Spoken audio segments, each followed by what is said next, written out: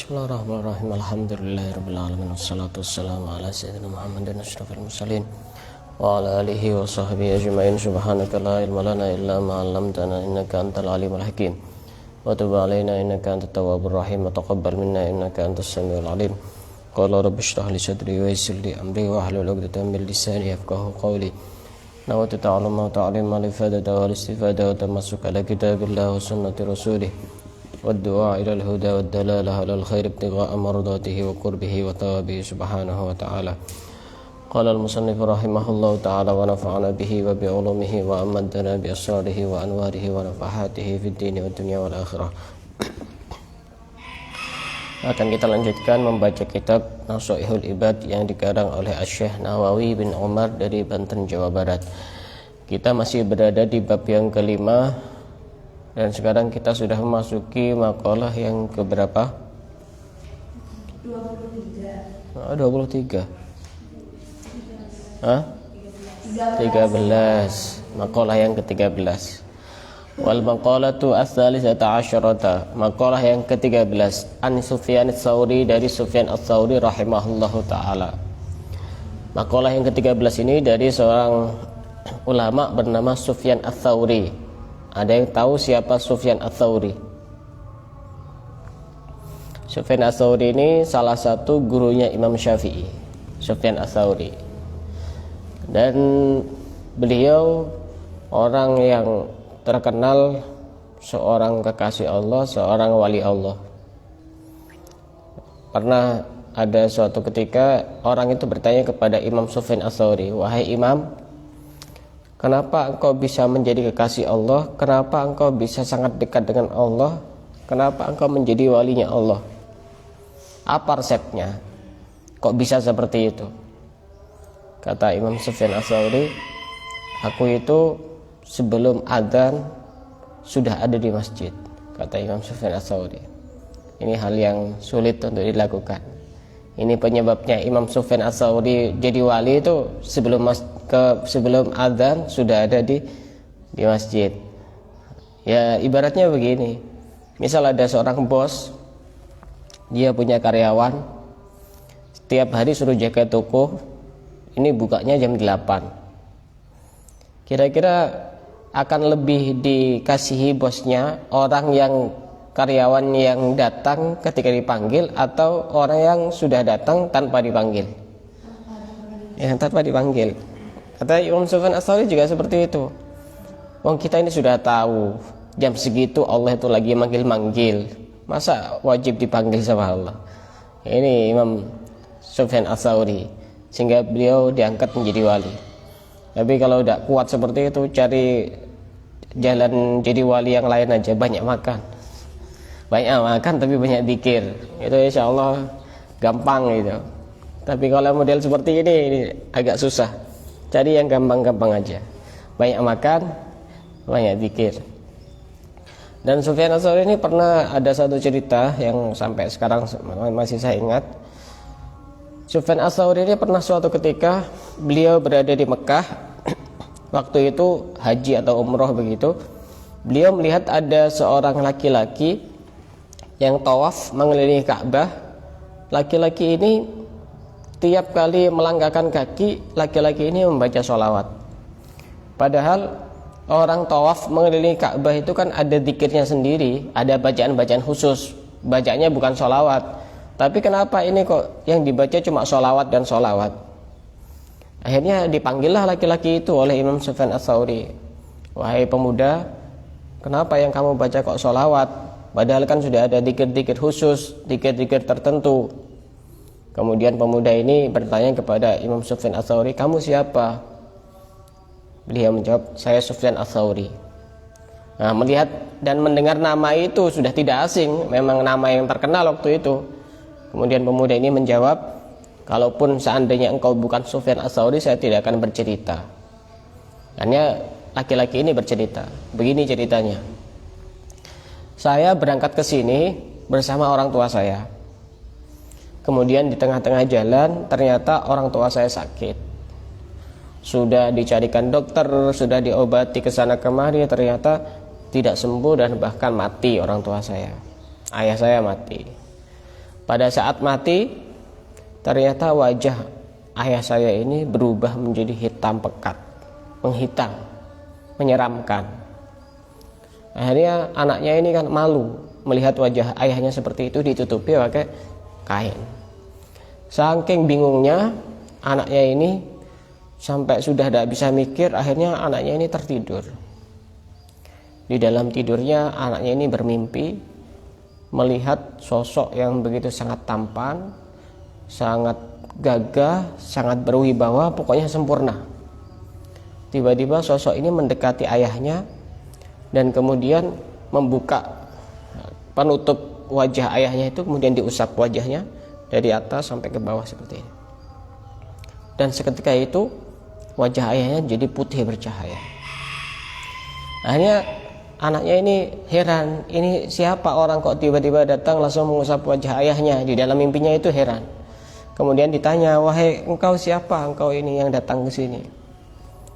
Orang ini menjawab, aku adalah Muhammad Shahibul Quran. Aku adalah nabimu, Nabi Muhammad, orang yang diberi Al-Quran oleh Allah. Ini kenapa kok ayah saya ditolong seperti itu? Ayahmu itu punya keistiqomahan. Sebelum tidur itu baca sholawat sudah tidak kehitung, hitungannya tidak kehitung.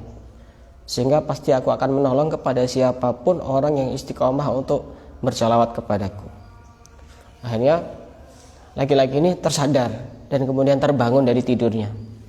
Setelah terbangun dari tidurnya, dia penasaran dengan ayahnya, keadaannya bagaimana. Ternyata setelah dibuka wajahnya, ternyata betul berubah jadi putih bercahaya.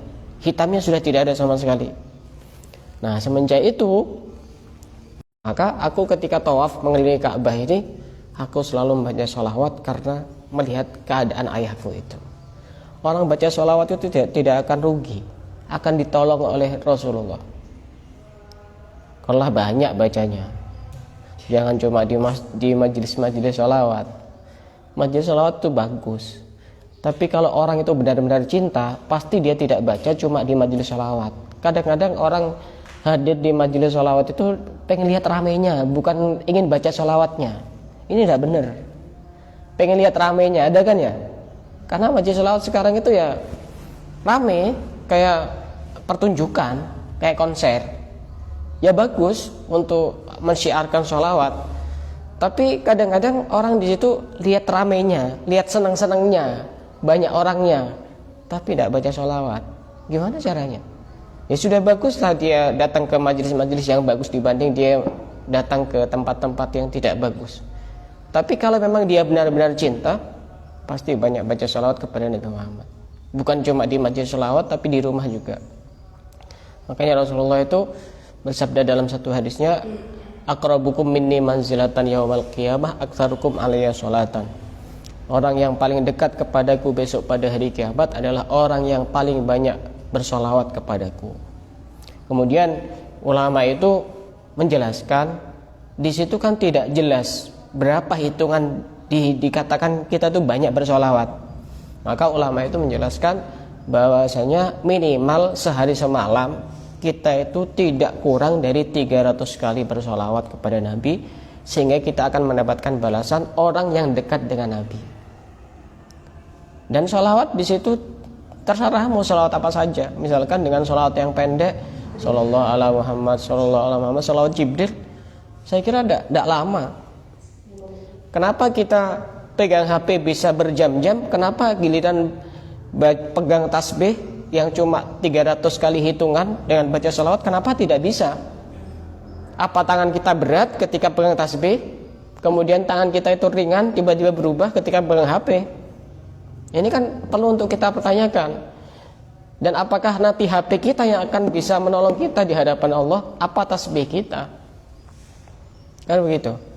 Makanya kalau kita ingin dekat dengan Nabi Muhammad, minimal sehari semalam itu baca sholawat 300 kali. Kita itu dekat dengan orang-orang soleh saja itu senang. Satu majelis dengan kiai, dengan habaib yang soleh, dengan tokoh, misalkan dekat dengan bupati, dekat dengan gubernur. Padahal itu orang-orang biasa sebenarnya yang mungkin bisa jadi banyak dosanya. Apakah tidak kita senang ketika dekat dengan Nabi waktu itu? Dan tidak ada kenikmatan yang lebih indah di surga itu setelah melihat Allah. Kemudian kenikmatan yang lain adalah melihat wajah Rasulullah. Kalau kenikmatan yang lain itu tidak ada yang indah. Bahkan di surga itu kalau seandainya tidak ada Nabi Muhammad, tidak indah surga itu. Makanya pengarang Maulid Simtud Duror, Al-Habib Ali bin Muhammad bin Husain Al-Habsyi, beliau mengatakan, fi jannatin ma saqani min wasfiha illa likaunil hibbi fiha khayyama. Aku itu ingin masuk surga bukan karena kenikmatan-kenikmatan yang ada di dalam surga, tapi karena di dalamnya ada kekasih yang ada di surga, yaitu Nabi Muhammad. Di surga tidak akan ada indah kalau tidak ada Nabi Muhammad. Tidak indah, hambar. Hambar di surga tidak ada Nabi Muhammad, itu hambar. Makanya ini motivasi bagi kita untuk sering bersolawat. Karena solawat itu efeknya adem. Kemarin dijelaskan efeknya adem. Kalau dzikir itu panas, ya harus ada semuanya. Panas itu biar ininya hancur, energi-energi negatifnya itu. Kemudian makanan juga cepat hancur, sehingga walaupun banyak makan itu tidak berbahaya. Ini alasannya orang pengen banyak makan. Nah, ini Sufyan Ats-Tsauri. Makalah yang ke-13 ini dari Sufyan Ats-Tsauri, salah satu gurunya Imam Syafi'i. Yang lebih viral Imam Syafi'i dibanding gurunya. Tapi orang-orang dulu itu biasa seperti itu. Mestinya guru yang baik itu akan merasa senang ketika muridnya jauh lebih pintar dibanding gurunya. Saya pernah, dan ini fakta, saya pernah bertemu dengan salah seorang pengasuh pondok pesantren. Kemudian beliau itu punya santri yang juga jadi pengasuh punya pondok pesantren. Kemudian basa-basi ngobrol dengan saya. Kemudian ditanya aktivitas saya apa. Salah satu diantaranya, saya ngajar di pondok A gitu misalnya. Oh, kenapa kamu kok ngajar di pondok situ? Dengan nada seakan-akan tidak senang. Padahal mestinya kan seorang guru itu lebih senang ketika muridnya itu ilmunya bermanfaat. Orang-orang dulu itu biasa. Imam Sufyan Ats-Tsauri yang beliau itu tidak mendirikan madhab, dan muridnya Imam Syafi'i punya madhab yang pengikutnya sangat banyak, biasa. Imam Malik ini kan gurunya Imam Syafi'i. Kemudian Imam Syafi'i juga punya madhab. Imam Malik ya biasa, tambah senang.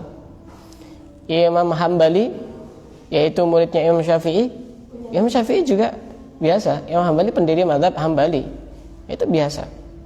Itu berarti ada yang berpenyakit di dalam hatinya. Maka salah satu penyakitnya guru, nanti kalau jadi guru apapun, salah satu penyakitnya guru itu dia tidak suka kalau muridnya belajar kepada orang lain. Salah satu penyakitnya guru, dan itu harus dilawan. Kenapa kok seperti itu?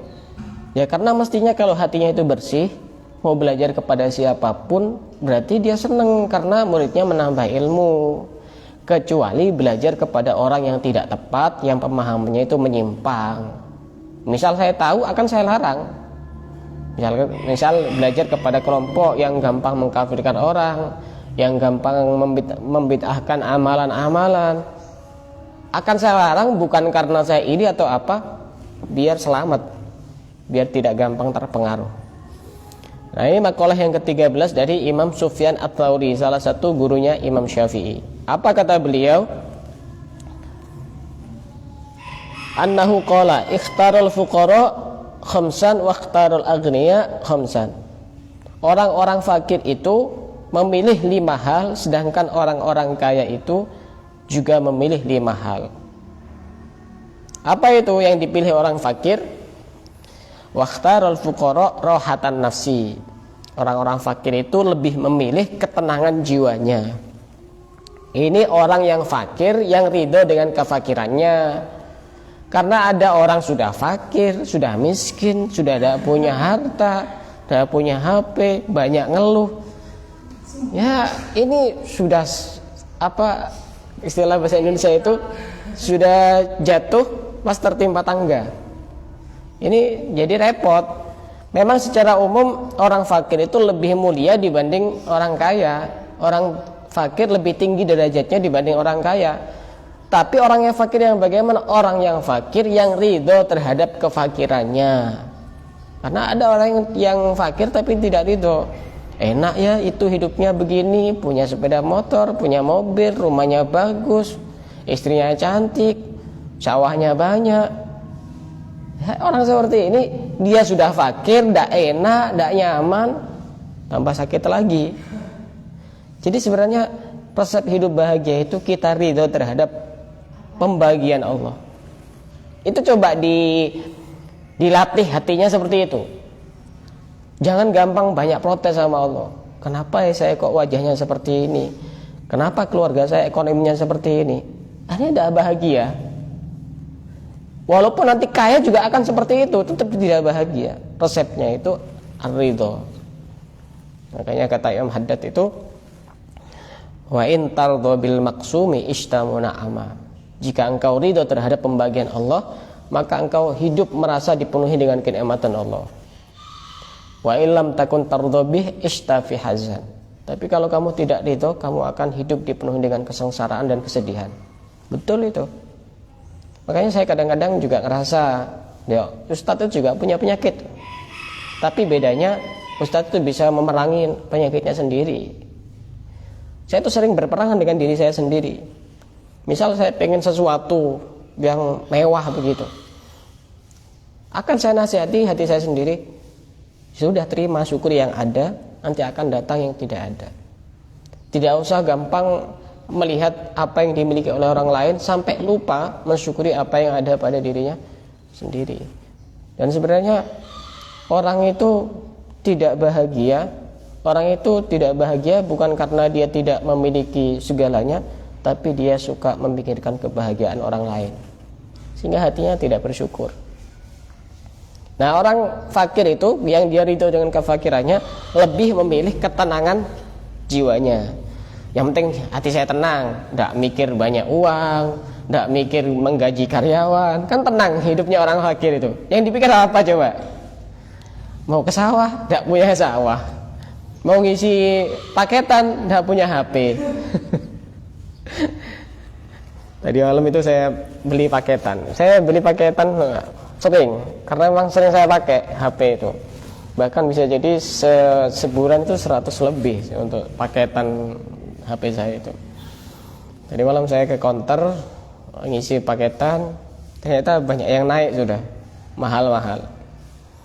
Kemudian yang punya counter ini bilang, gimana jadi beli mas? Iya, kenapa emangnya? Ini kan mahal, ya kan saya kan bisa beli berarti kan mampu itu. Mas ini rezekinya lancar ya?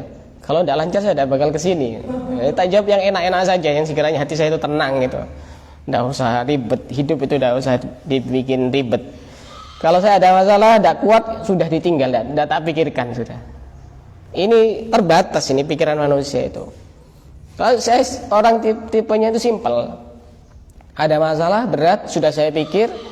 Dan tidak kuat ya sudah, saya tinggal, tidak saya pikir sudah. Semua sudah ada yang ngatur. Kita menjalankan ibadah kewajiban. Kewajibannya apa setiap harinya? Waktunya sholat ya sholat, waktunya baca Quran, waktunya wirid ya wirid. Sudah, setelah itu akan diatur oleh Allah. Percuma kita pikirkan terlalu ribet, tidak mau doa sama Allah, pusing, tidak kuat, blank. Blank, bisa stres. Yang menjadikan orang itu terlalu banyak beban pikiran karena dia terlalu mikir, tidak mau doa. Itu akhirnya tidak plong, tidak selesai urusannya. Mikir dan mikir. Giliran urusan berdoa, tidak mau berdoa. Manusia itu diciptakan dalam keadaan lemah. Wa khuliqal insanu dha'ifa. Lemah pikirannya, lemah fisiknya, lemah hatinya juga, rapuh itu manusia. Nggak usah dipaksakan. Kalau udah kuat, ya kalau istilah anak muda sekarang tinggal ngopi aja. Nggak usah ribet-ribet. Ini pertama. Kalau orang fakir itu lebih memilih ketenangan jiwanya. Yang kedua, wa faraghatal qalbi. Kosongnya hati. Kosongnya hati itu artinya hatinya tidak mikir yang macam-macam sudah. Makanya Rasulullah pernah berdoa, Allahumma inni as'alukal aisha ar-rafi'. Ya Allah, aku memohon kepadamu kehidupan yang tinggi. Artinya tidak bergantung kepada apapun dan siapapun. Wal bal al farik, dan hati yang kosong, artinya tidak memikirkan hal-hal yang tidak bermanfaat. Itu Rasulullah pernah berdoa seperti itu. Itu yang kedua. Yang ketiga, wa ubudiyatar rabbi. Orang fakir itu yang ridho terhadap kefakirannya lebih memilih kepada menghamba kepada Allah. Ya mau kerja, tidak ada pekerjaan, ya sudah saya ke masjid aja. Itu. Mau ngisi pulsa, tidak punya uang, ya sudah saya sholat saja, saya baca Quran saja, gratis. Jadi lebih memilih menghambakan diri kepada Allah. Itu kalau orang fakir. Kalau orang fakir yang tidak ridho terhadap kefakirannya, ya nyuri, merampok, judi, babi ngepet, tuyul, macam-macam yang tidak ridho terhadap kefakirannya. Yang berikutnya, orang fakir itu memilih wahifatul hisab, sedikitnya hisab. Ya, ini orang fakir yang ridho terhadap kefakirannya. Kalau dia tidak punya apa-apa, sudah simpel pikirannya. Sudah, kalau nanti saya banyak punya apa-apa, hisabnya semakin lama, semakin detail. Makanya nanti orang kaya dengan orang miskin itu lebih dulu masuk surga orang miskin, jarak beberapa ribu tahun. Ya karena kalau orang kaya punya HP, bajunya itu ada 100, rumahnya itu ada 3, mobilnya ada 5, nanti akan ditanya satu-satu. Kamu punya apa? Punya TV, beli di mana? Dipakai apa? Siapa saja yang memakai? Punya kasur, punya kulkas, punya HP 3, punya kursi 10. Jadi pertanyaannya banyak kalau orang kaya itu. Kalau orang miskin, orang fakir, kamu punya apa? Saya cuma punya baju 2, rumah saya 1, kursinya cuma 1. Ya sudah, masuk. Gitu. Kalau orang fakir. Kalau fakir yang ridho terhadap kefakirannya. Orang fakir yang tidak ridho terhadap kefakirannya, kemana-mana ngomongkan orang kaya, dia memang tidak dihisap hartanya, dihisap mulutnya itu. Banyak ghibah, banyak menghina, banyak mencela, ya hancur juga nanti. Bisa jadi lebih dahulu orang kaya itu. Di orang kalau fakir itu hisapnya sedikit. Wad darajatul ulya. Orang fakir itu lebih memilih derajat yang tinggi. Derajat yang tinggi ada di mana? Di surga. Kalau derajat-derajat di dunia itu masih derajat yang masih fata morgana. Pangkat, jabatan, gelar, itu derajat-derajat yang fata morgana, yang semu. Derajat yang tinggi itu ketika kita berada di surga. Itu 5 pilihan bagi orang fakir yang ridho terhadap kefakirannya. Sedangkan orang kaya, waqtarul aghniya ta'aban nafsi. Sedangkan orang kaya itu memilih pertama memayahkan diri sendiri. Hidupnya capek, ngurusi ini, toko ini, ngurusi sawah, ngurusi rumahnya. Nanti kalau tidak dijaga sama pembantu nanti takut hilang uangnya. Ini dan itu, payah akhirnya hidupnya. Kenapa? Khidmatil amwal, li'anna kulla waqtin fi khidmatil amwal. Karena setiap saat dia melayani harta bendanya. Mobil butuh perawatan, sepeda butuh diisi bensin. Jadi sibuk sudah, capek. Tubuhnya capek untuk mengurusi hal-hal yang bersifat duniawi. Tapi apakah orang kaya tidak bisa menjadi mulia? Bisa menjadi mulia ketika memanfaatkan kekayaannya untuk hal-hal yang baik. Satu contoh misalkan, ada orang punya uang banyak, kemudian dia pengen beli mobil. Salah satu tujuannya biar nanti ketika ada orang-orang butuh itu biar bisa ikut saya. Bagus seperti itu. Dan itu hisapnya tidak serumit hisap orang kaya yang tidak peduli kepada siapapun, karena barangnya manfaat. Punya bangun rumah yang bagus, tujuannya untuk memuliakan tamu, biar tamu ketika bermalam itu dia merasa nyaman. Bagus. Jadi tergantung situasi dan kondisi. Dibuat senyaman mungkin. Ini pertama, memayahkan diri sendiri. Orang-orang kaya itu rata-rata seperti itu. Yang kedua, wasyughlal qalbi, menyibukkan hati dengan apa? Fi tafkiril amwal, mikir tentang keuangan, memanage uangnya. nanti karyawan saya gaji berapa setiap bulan, berarti saya harus mengeluarkan berapa juta. Saya dari awal mendapat cerita itu, ada salah satu konter di Besuki itu yang dari awal dari nol itu tidak punya apa-apa, sekarang jadi maju. Konter ini pulsa dan paketan itu. Saya tanya kepada orang yang cerita itu, tahu gajinya karyawannya berapa? UMR Situbondo itu 1.700.000-an. Dia gajinya 1.500.000. Wah, ngalah-ngalahi guru yang ada di sekolah ini. Yang jaga konter pulsa dan paketan, salah satu konter di Besuki. Wah, tapi itu salah satu kehebatannya, dia istiqomah memang dari awal, gigih. Karyawannya saya lihat sekitar ada 4. Berarti kan dia tiap bulannya itu mengeluarkan hampir 5 juta lebih. Belum lagi keuntungannya.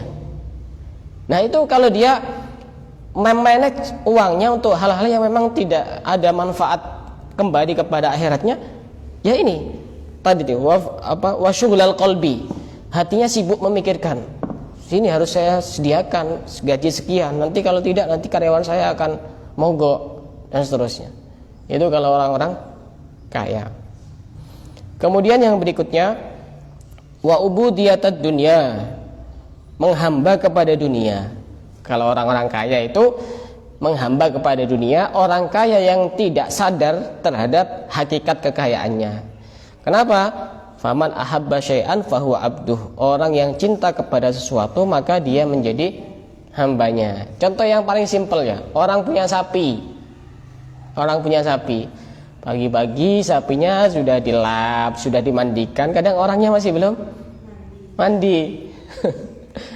HP kena kotoran sedikit dibersihkan, Qurannya dibiarkan saja banyak debunya. Itu orang cinta. Fahuwa abdu, dia akan menjadi hambanya. Kita bisa lihat sendiri, kita ini sebenarnya cinta apa. Itu bisa dilihat pada saat kita bangun tidur. Waktu kita bangun tidur, yang pertama kali kita pikirkan itu apa? Itu berarti sesuatu yang kita cintai. Oh, yang bangun tidur, mana tasbih saya? Oh, ini orang rajin wiritan ini. Mana HP saya? Oh, ini berarti wiritannya pakai HP, berarti lebih modern. Wiritan tapi ngitung berapa yang lihat story-nya, berapa yang nge-like statusnya di Facebook, berapa yang lihat di Instagram. Ya lain berarti. Ini santri yang milenial. Bisa dilihat itu.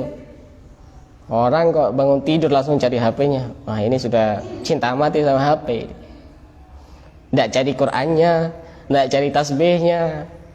Wah, ini bermasalah. Harus benar-benar dirubah cara hidupnya. Kita harus merubah. Ketika bepergian kita ketinggalan tasbih, kita akan pulang. Apa ketika kita ketinggalan HP kemudian pulang lagi? Ketinggalan Quran, wah, Quran tidak masalah, terus saja. Ketinggalan HP, walaupun sudah jarak beberapa kilo, balik. Takut nanti ada yang WA, takut nanti ada yang telepon. Siapa yang telepon? Kayak orang sok penting aja. Nah, ini sudah mindset kita seperti itu. Sekiranya HP ini tidak banyak hisapnya, gunakan untuk hal-hal yang baik, biar tidak banyak hisapnya. Kalau banyak hisapnya nanti repot nanti. Man ahabba syai'an fahuwa abduh.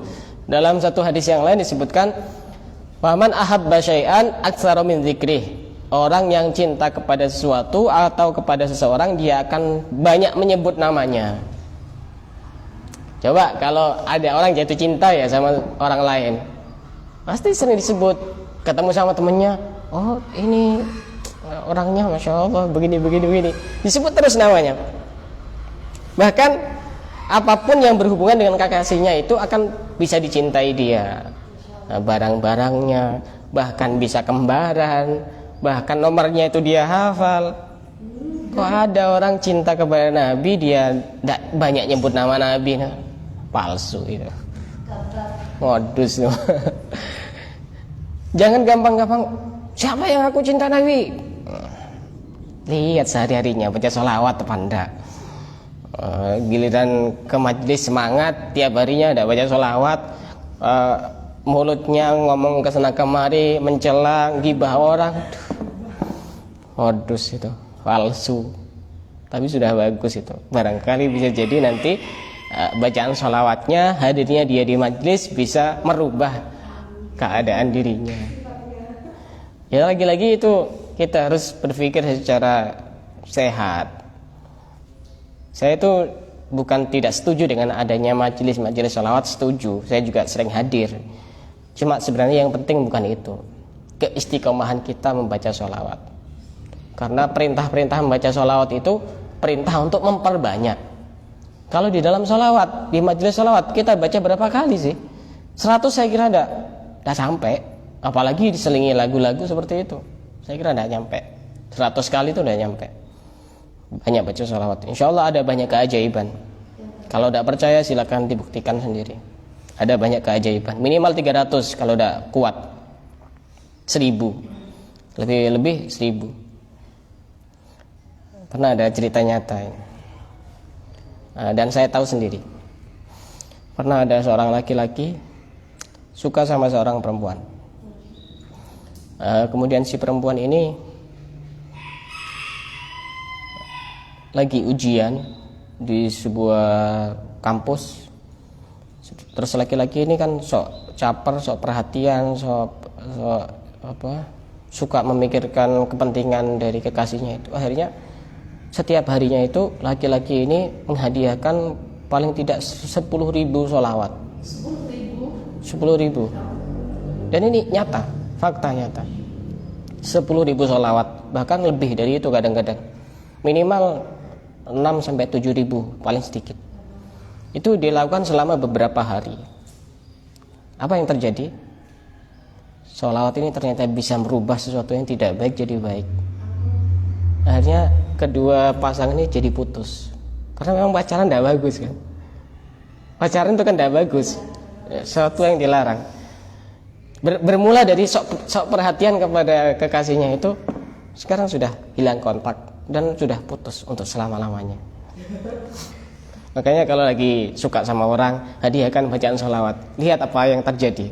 Mau putus atau enggak, nanti insya Allah akan ada banyak keajaiban yang terjadi. Kalau nyambung, tidak akan nyambung. Enggak pacaran, sekedar suka. Suka, kalau sekedar suka, asal tidak diungkapkan tidak masalah. Orang suka itu, orang cinta itu tidak dilarang. Jatuh cinta kepada siapapun, statusnya apapun tidak dilarang. Selama perasaan cinta itu tidak diekspresikan dengan hal-hal yang dilarang, hanya sekedar menyimpan rasa cinta. Dan bahkan kalau seandainya ada orang memendam rasa cinta sampai dia sakit, sampai mati, dikatakan mati syahid. Matinya agak ngenes itu. Begitu. Karena sakit emang. Itu namanya pemuja rahasia. Pemuja rahasia itu. Dia tak berharap pamrih, tapi rasanya sangat perih. Itu pemuja rahasia seperti itu. Yang berikutnya, orang kaya itu lebih memilih kepada ad-darajatus sufla, derajat yang rendah.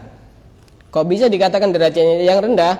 Karena yang dipikirkan hanya dunia dan dunia dan dunia. Padahal sudah jelas walal akhiratu khairul laka minal ula. Akhirat itu jauh lebih utama dibanding ula. Ula itu yang dimaksud di situ adalah dunia. Makanya yang baca Quran harus paham. Walal akhiratu khairul laka minal ula. Akhirat itu jauh lebih mulia, lebih utama daripada dunia. Kadang-kadang ini dipelesetkan dalil ayat ini. Yang akhir jauh lebih utama dibanding yang awal. Ini juga ada benar. Harus dibenarkan, harus bilang kalau ini adalah hanya pelesetan. Jangan dijelaskan seperti itu, namanya mempermainkan ayat-ayat Al-Qur'an. Itu 5 hal yang dipilih oleh orang fakir dan 5 hal yang dipilih orang-orang kaya. Dari sini ada yang mau bertanya? Silakan.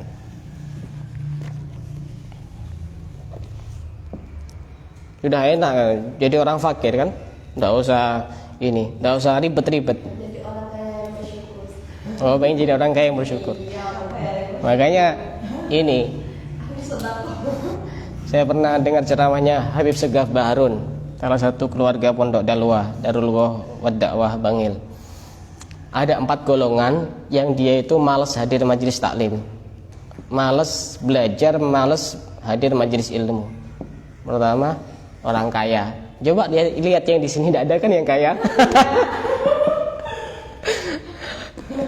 Orang kaya yang malas hadir majelis ilmu, orang kaya.